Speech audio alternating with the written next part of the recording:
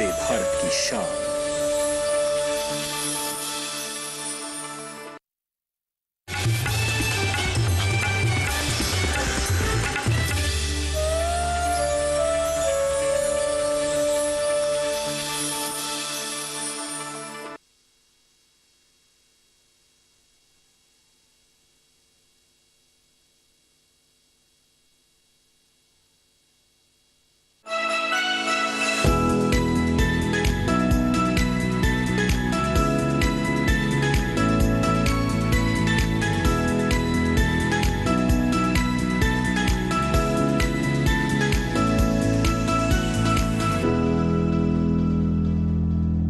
नमस्कार, आप देख रहे हैं दूरदर्शन किसान। कार्यक्रम कृषि दर्शन में आप सभी का स्वागत है। मैं हूं मोनालिसा।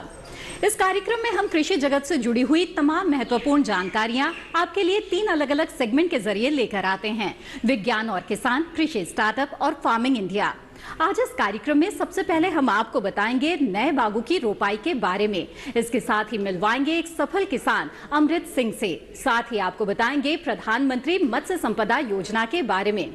साथ ही हम आपको देंगे जानकारी कि कृषि एवं किसान कल्याण मंत्रालय के अधिकारी डॉक्टर जेपी सिंह और विजय कुमार काले ने क्या महत्वपूर्ण जानकारियां दी। तो आइए शुरू करते हैं आज का ये कार्यक्रम।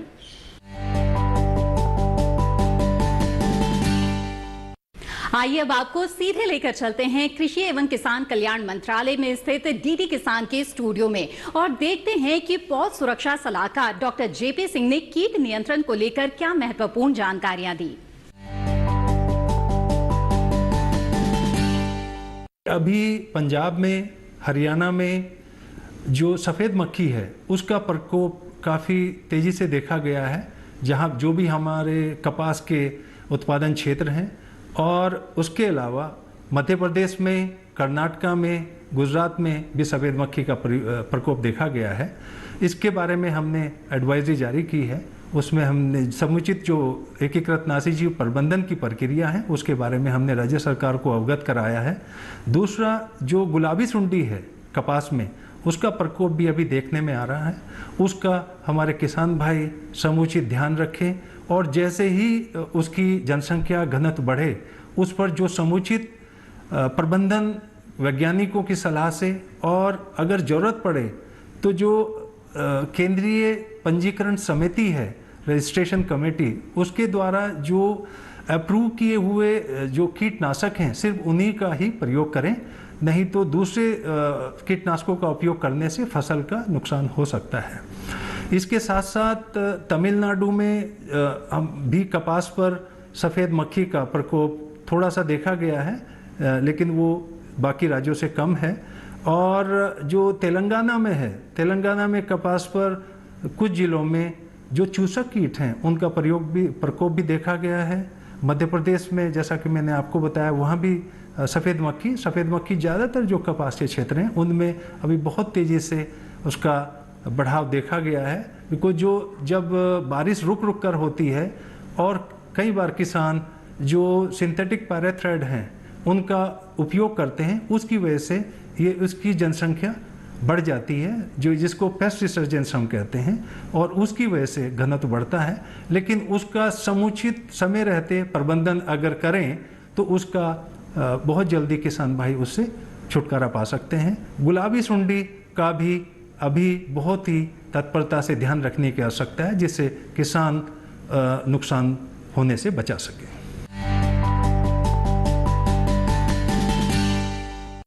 आइए आगे बढ़ते हैं और देखते हैं कि अपर आयुक्त विजय कुमार काले ने कृषि मशीनों के बारे में हमसे क्या महत्वपूर्ण जानकारियां साझा की। नमस्कार किसान भाइयों, आज मैं आप सबको कृषि यांत्रिकरण विभाग के माध्यम से मैं आपको कृषि यांत्रिकरण कौशल जो कि स्किल डेवलपमेंट कहा जाता है उसके ऊपर मैं आपको जानकारी प्रदान करता हूँ।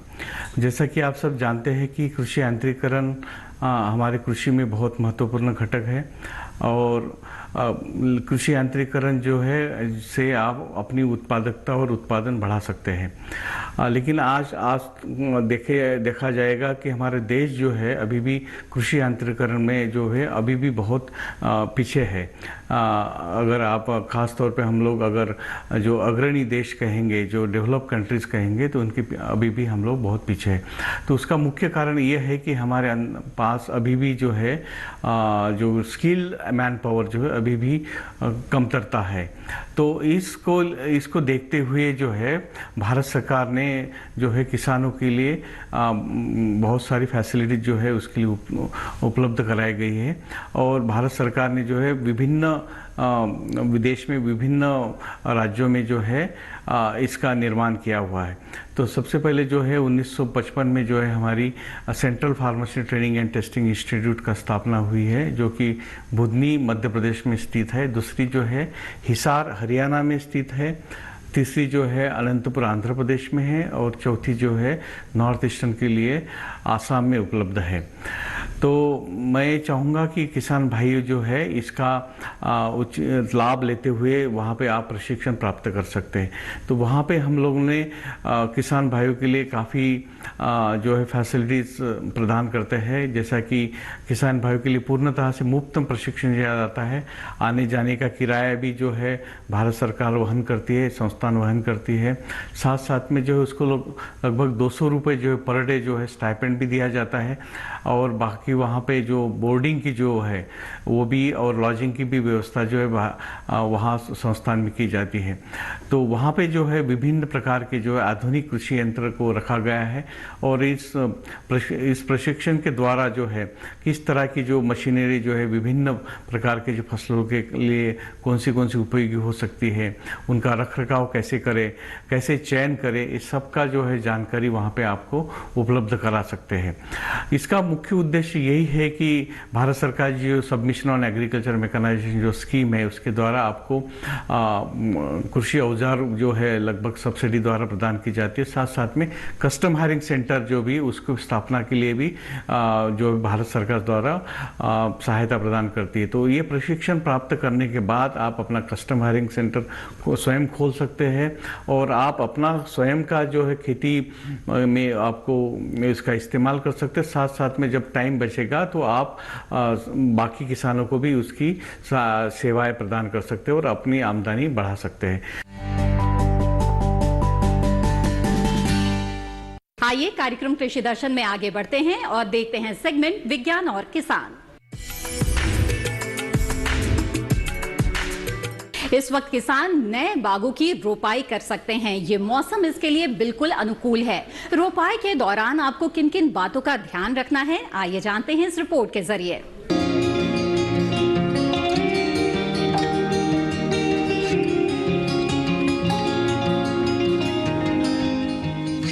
इस समय आम, केला, नींबू, जामुन, पपीता और अमरूद के अलावा लीची, आंवला और कटहल की रोपाई की जा सकती है। नए बाग लगाने के लिए सबसे जरूरी है जगह का चुनाव। जिस खेत में आप बाग लगा रहे हैं वो समतल हो और सड़क के नजदीक भी हो, ताकि फलों की ढुलाई में कोई परेशानी न आए। कंकर पत्थर वाले या ऊंचे नीचे खेत बागों के लिए सही नहीं है। बलुई दोमट मिट्टी फलदार पौधों के लिए सबसे अच्छी मानी जाती है। ऐसी मिट्टी जिसका पीएच मान 7 से 7.5 के बीच हो। आंवले के लिए 8 से 8.30 पीएच वाली मिट्टी भी चलेगी। इसके अलावा बागों से जल निकासी की भी उचित व्यवस्था जरूरी है, ताकि बरसात में बहुत ज्यादा पानी भर जाने पर उसे बाहर निकाला जा सके। बागों को अच्छी सिंचाई की जरूरत होती है, इसीलिए बड़े बाग लगाने के लिए सिर्फ नहर के पानी पर निर्भर न रहें, बल्कि सिंचाई की व्यवस्था करें। रोपाई के लिए पौधे हमेशा उन्नत किस्म के ही चुनें और प्रमाणित जगह से ही खरीदें। बेहतर होगा कि राजकीय संस्थाओं की नर्सरी से पौध ली जाए। हर जिले में उद्यान अधिकारी कार्यालय की नर्सरी मिल जाएगी, वहां आप संपर्क कर सकते हैं। जमीन चुनने के बाद आपको गड्ढे खोदने होंगे। अलग अलग फलों के लिए गड्ढों का आकार अलग रखना होगा और उनके बीच दूरी भी अलग अलग होगी। आम, कटहल और आंवले के लिए 2 गड्ढों के बीच की दूरी 10 मीटर रखेंगे और कतारों के बीच भी इतना ही फासला रखना होगा। अमरूद के लिए पौध से पौध और कतार से कतार के बीच दूरी 6 मीटर होगी। जबकि पपीते और केले के लिए दूरी 1.5 मीटर रहेगी। गड्ढों की खुदाई के समय 9 से 11 इंच की ऊपरी मिट्टी को बाईं ओर रखेंगे और उसके नीचे वाली मिट्टी को दाहिनी ओर। जब गड्ढे भरेंगे तो बाईं ओर वाली मिट्टी को नीचे डालेंगे और दाहिनी ओर वाली मिट्टी को ऊपर। फिर कुछ दिनों के लिए इसे ऐसे ही छोड़ देंगे। गड्ढों को दोबारा भरने से पहले दाहिनी ओर वाली मिट्टी में गोबर की सड़ी हुई खाद और नीम की खली मिलाएंगे। रोपाई के लिए पौध भरोसे की जगह से ही खरीदेंगे। पौध अच्छी किस्म की हो और उसमें किसी तरह की बीमारी न लगी हो। पौधे एक तने वाले, सीधे, कम ऊंचाई वाले और फैले होने चाहिए। खरीदते समय देख लें कि पौधों की पिंडी मजबूत है या नहीं। नर्सरी से पौधों को लाते समय और फिर रोपाई के दौरान भी सावधानी बरतें और पिंडी को कोई नुकसान न होने दें। रोपाई के लिए पिंडी के आकार का ही गड्ढा खोदें और पॉलीथीन हटाकर पौधे रोपें। कार्यक्रम कृषि दर्शन में वक्त है एक छोटे से ब्रेक का। ब्रेक के बाद हम आपको मिलवाएंगे एक सफल किसान से अगले सेगमेंट कृषि स्टार्टअप में। आप बने रहें दूरदर्शन किसान पर। किसान भाइयों गांठ बांध लो, गांठ बांध लो। बात बहुत है काम की, समृद्धि के पैगाम की। मिट्टी के मिजाज को समझो, मिट्टी के हर राज को समझो। मिट्टी की तुम जांच कराओ, मुफ्त सॉइल हेल्थ कार्ड ले जाओ। कभी मुनासिब बीज लगाओ, सही किस्म की खाद ले आओ। जितनी जरूरी उतनी डालो, सही मात्रा खुद पहचानो। इसको अपना मंत्र बना लो, मिट्टी की सेहत को जानो। बात बहुत है काम की, कम लागत अधिक वरदान की। किसान भाइयों गांठ बांध लो। आज ही मिट्टी की जांच कराएं। राज्य सरकार के कृषि अधिकारी से संपर्क करें और मुफ्त में सॉइल हेल्थ कार्ड पाएं। कृषि और किसान कल्याण मंत्रालय द्वारा किसान हित में जारी। ब्रेक के बाद आप सभी का फिर से स्वागत है। आप देख रहे हैं कार्यक्रम कृषि दर्शन। आइए देखते हैं अगला सेगमेंट कृषि स्टार्टअप। हमारे देश के कई प्रगतिशील किसान इन दिनों प्राकृतिक खेती को अपना रहे हैं। इससे न सिर्फ पर्यावरण की सुरक्षा होती है, बल्कि किसानों को अच्छी आमदनी भी हो रही है। आइए आपको मिलवाते हैं एक सफल किसान अमृत सिंह से और जानते हैं इनकी सफलता की कहानी।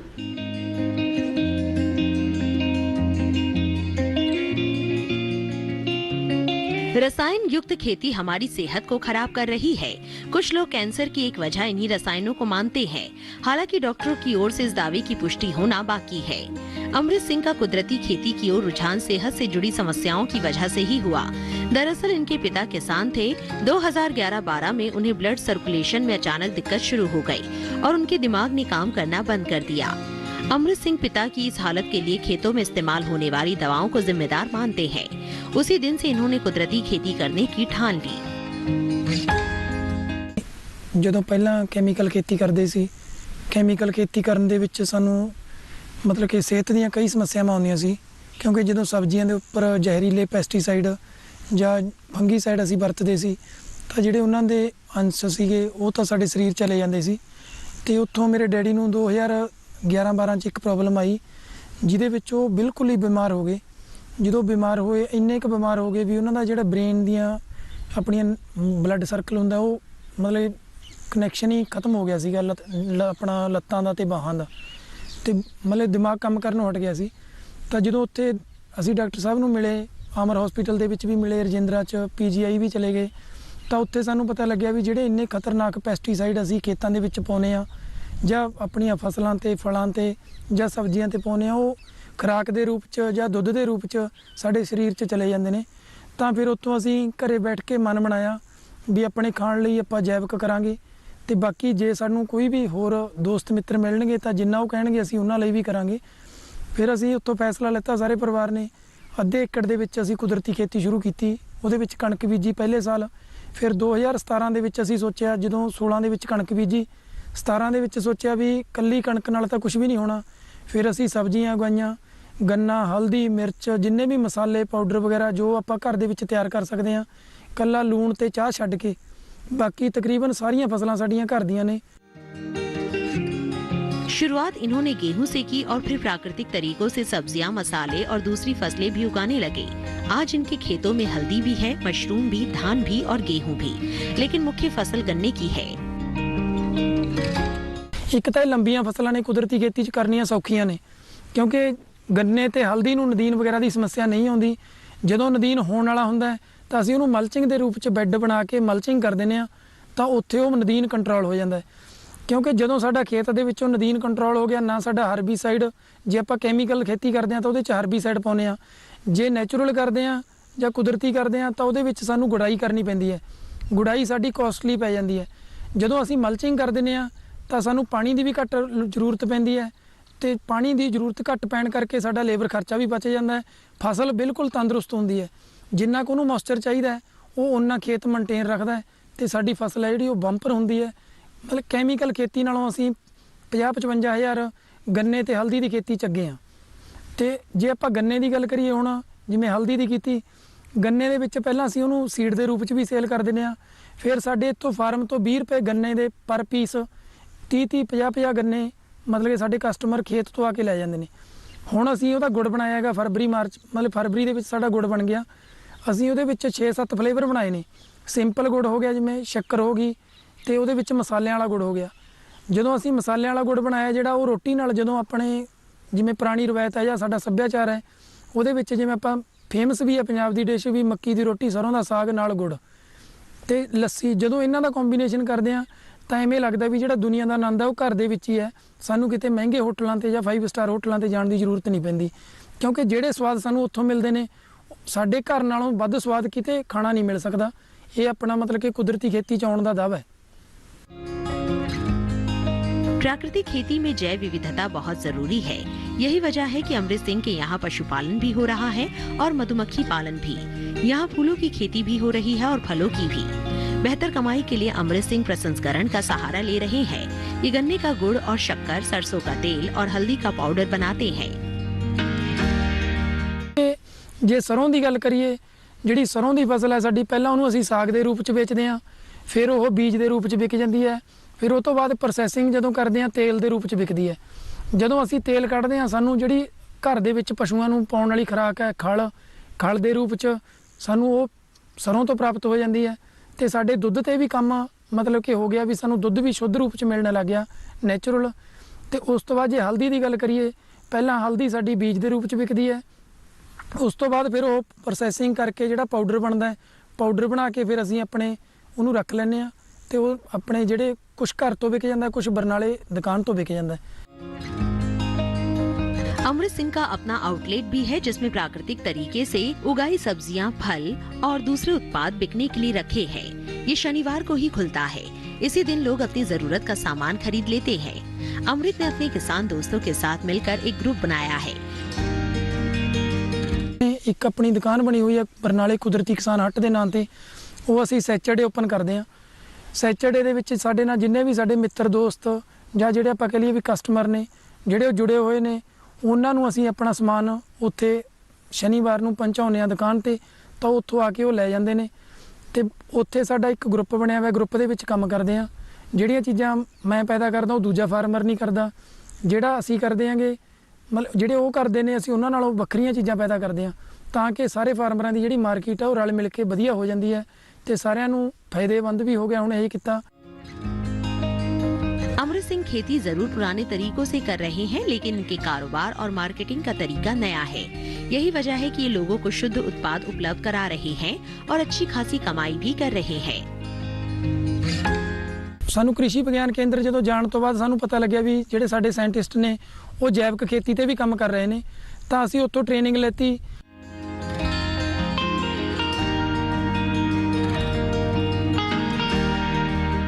हमने 2016 में जैविक खेती की ट्रेनिंग देके उनको हमने जैविक खेती करने के लिए प्रोत्साहित किया था, और उसके बाद हमने उनको वर्मी कंपोस्ट के लिए अलग ट्रेनिंग दी। फिर और भी डिफरेंट जो ट्रेनिंग्स हैं हमने उनको सिखाया, और 2016 से वो जैविक खेती कर रहे हैं, जिसमें हमने उनको ये बताया कि अगर आप राइस और वीट से अलग जाते हैं जैसे कि अगर वेजिटेबल की फसल करते हैं या गन्ने की फसल को उगाते हैं या सरसों की फसल को उगाते हैं, तो उसमें हमें जो है फार्म से आमदन ज़्यादा मिलेगी। तो उन्होंने इस चीज़ को अपनाया और आज वो अपने खेत में 3 मेजर फसलें करते हैं। एक है गन्ना, दूसरा है हल्दी और तीसरा है सरसों, और बाद बाकी जो बचा हुआ उनका क्षेत्रफल है उसमें वो सब्जियों की खेती करते हैं। उनको हमने ये बताया कि अगर हम इंटरक्रॉपिंग के साथ अगर सारी फसलों को एक खेत में करते हैं इंटरक्रॉपिंग की तरह, तो उसमें हमें वीड मैनेज करने में भी बहुत आसानी होगी, पानी की भी सेविंग होगी, और जो स्पेस है हमारा पर यूनिट एरिया में बहुत ज़्यादा जो है फसल ले करके नंबर ऑफ़ फसल्स हम बढ़ा सकते हैं, जिससे कि हमारे जो ऑर्गेनिक फार्म के जो प्रोडक्ट हैं उनकी जो है डाइवर्सिटी भी बढ़ जाएगी।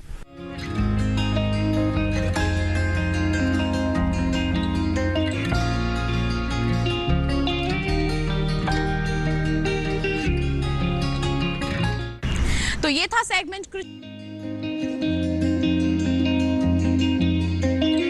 इसी के साथ कार्यक्रम कृषि दर्शन में वक्त हो गया है एक और छोटे से ब्रेक का। ब्रेक के बाद आपको दिखाएंगे अगला सेगमेंट फार्मिंग इंडिया। आप बने रहें दूरदर्शन किसान पर।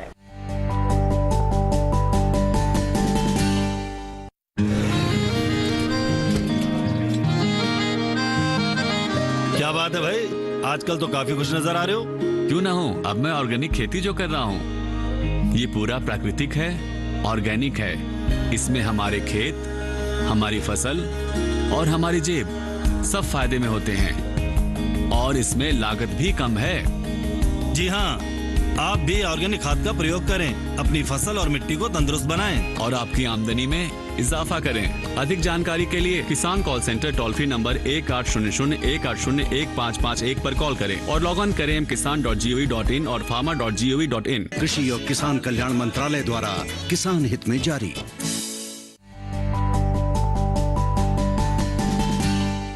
ब्रेक के बाद आप सभी का फिर से स्वागत है। आप देख रहे हैं कार्यक्रम कृषि दर्शन। आइए आगे बढ़ते हैं और देखते हैं अगला सेगमेंट फार्मिंग इंडिया। किसानों की आर्थिक प्रगति के लिए और उन्हें आत्मनिर्भर बनाने के लिए सरकार की ओर से कई तरह की योजनाएं चलाई जा रही हैं। इन्हीं में से एक है प्रधानमंत्री मत्स्य संपदा योजना। मछली पालकों के लिए ये योजना किस तरह से महत्वपूर्ण है, वो किस तरह से इसका लाभ ले सकते हैं, आइए देखते हैं इस रिपोर्ट में। भारत दुनिया का दूसरा सबसे बड़ा मछली पालक और चौथा सबसे बड़ा मछली निर्यातक देश है, और देश में काफी संख्या में लोग मछली पालन के काम से जुड़े हैं। इसी को ध्यान में रखते हुए सरकार ने मछली पालन के विकास के लिए बड़ी कवायद करते हुए मत्स्य संपदा योजना की शुरुआत की है। प्रधानमंत्री मत्स्य संपदा योजना की अनुमानित लागत 20,050 करोड़ रुपए है। इस योजना से मछली पालन के क्षेत्र से जुड़े मछुआरों, मछली किसानों, मछली श्रमिकों, मछली विक्रेताओं और अन्य हितधारकों को फायदा होगा। इस योजना का उद्देश्य नीली क्रांति के जरिए देश में मछली पालन क्षेत्र के सतत और जवाबदेह विकास को सुनिश्चित करना है। प्रधानमंत्री मत्स्य संपदा योजना पूरे 5 साल के लिए लागू की गई है। योजना वित्त वर्ष 2020-21 से 2024-25 के दौरान लागू रहेगी। इस योजना से मछली पालन क्षेत्र की गंभीर कमियों को दूर करते हुए उसकी क्षमताओं का भरपूर इस्तेमाल किया जा सकेगा। साथ ही मछली पालन क्षेत्र में 9% की सालाना दर से वृद्धि के साथ 2024-25 तक 22 मिलियन मीट्रिक टन उत्पादन का लक्ष्य हासिल किया जा सकेगा। इतना ही नहीं, इस योजना के जरिए मछली पालन के लिए गुणवत्ता युक्त बीज हासिल करने और मछली पालन के लिए बेहतर जलीय प्रबंधन को भी बढ़ावा मिलेगा। मछली पालन के लिए जरूरी अवसंरचना और मजबूत मूल्य श्रृंखला विकसित की जा सकेगी। इस योजना के जरिए शहरी और ग्रामीण क्षेत्रों में मछली पालन से सीधे या परोक्ष रूप से जुड़े हुए सभी लोगों के लिए रोजगार और आय के बेहतर अवसर उपलब्ध हो सकेंगे। मछली पालन क्षेत्र में निवेश को बढ़ावा देने में मदद मिलेगी, जिससे मछली उत्पादक बाजार में और अधिक प्रतिस्पर्धी बन सकेंगे। इसके अलावा साल 2024 तक मछली पालन से जुड़े किसानों की आय दुगुनी करने में भी मदद मिलेगी। अब बात करते हैं इस योजना का लाभ कौन ले सकते हैं। और कैसे। PMMSY योजना के अंतर्गत सरकार 3 लाख रुपए का ऋण देती है। इसमें ये लाभार्थी हो सकते हैं यानी मछली किसान, मछली श्रमिक और मछली विक्रेता, मत्स्य विकास निगम, स्वयं सहायता समूह, मछली पालन क्षेत्र, मत्स्य सहकारी समितियां, मत्स्य पालन संघ, उद्यमी और निजी फर्म, मछली किसान उत्पादक संगठन। योजना का लाभ लेने के लिए जरूरी दस्तावेज आधार कार्ड, मछली पालन कार्ड, निवास प्रमाण पत्र, संपर्क नंबर, बैंक खाते का विवरण, आवेदक का जाति प्रमाण पत्र। इन दस्तावेजों के साथ प्रधानमंत्री मत्स्य संपदा योजना में ऑनलाइन आवेदन करने के लिए आपको इसकी ऑफिशियल वेबसाइट pmmsy.dof.gov.in पर जाकर आवेदन दिया जा सकता है और योजना का लाभ लिया जा सकता है। इन दस्तावेजों के साथ प्रधानमंत्री मत्स्य संपदा योजना में ऑनलाइन आवेदन किया जा सकता है। इसकी ऑफिशियल वेबसाइट है pmmsy.dof.gov.in। इस वेबसाइट पर जाकर आवेदन दिया जा सकता है और योजना का लाभ लिया जा सकता है। कार्यक्रम कृषि दर्शन में आज जो जानकारियां दी गई, अगर आपको वो पसंद आई है और आप दूरदर्शन किसान के YouTube चैनल पर ये कार्यक्रम दोबारा देखना चाहते हैं तो टीवी स्क्रीन पर दिखाए जा रहे QR कोड को स्कैन करें। आप अपने सुझाव हमें पत्र के जरिए भी पहुंचा सकते हैं या फिर ईमेल भी कर सकते हैं। तो नोट कर ले हमारा ईमेल ID krishidarshan@gmail.com। हमारा पता है कृषि दर्शन, कमरा नंबर 58, CPC, दूरदर्शन, खेलगांव, नई दिल्ली 110049। कृषि दर्शन की आज की कड़ी में बस इतना ही। हमें दीजिए इजाजत। आप बने रहें दूरदर्शन किसान पर। नमस्कार।